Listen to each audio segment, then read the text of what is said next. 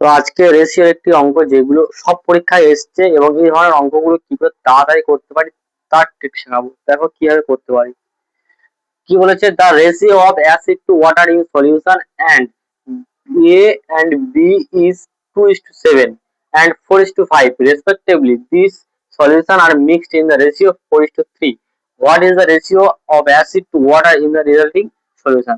মানে কি বলেছে, দুটো পাত্র রয়েছে মানে এ অ্যান্ড বি, তাদের অনুপাত কি বলেছে 2:7 একটা আর 4:5 একটা রয়েছে, ঠিক আছে। এবার কি বলছে, এই যেটা রয়েছে এই দুটো হচ্ছে ইকুয়াল কোয়ান্টিটি বা যাই হোক এই দুটো কি ইকুয়াল কোয়ান্টিটি, এই দুটোকে কি করছে মিক্সড করা হচ্ছে, ঠিক আছে।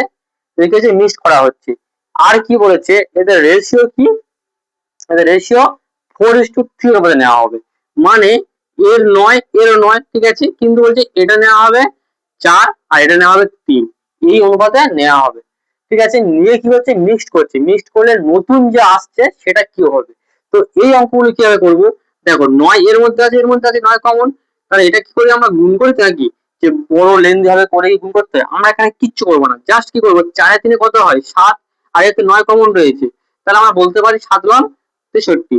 তাহলে এই অপশন গুলোর মধ্যে কোনটা 63 বা 63 এর ফ্যাক্টর, কি বললাম 63 63 এর ফ্যাক্টর মানে গুণনীয়ক, সেটা হবে আমাদের অ্যান্সার।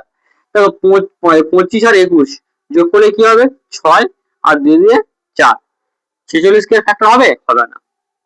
এটা করলে কি হবে 4 6 আগে 7, 70 কি হবে হবে না।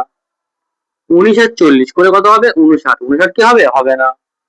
এবার 20:43 রয়েছে, এটা করলে কি হবে দেখো, এটা করলে হবে আমাদের 63, তাহলে কি আমাদের অ্যান্সার কি হবে ডি ফর দিল্লি।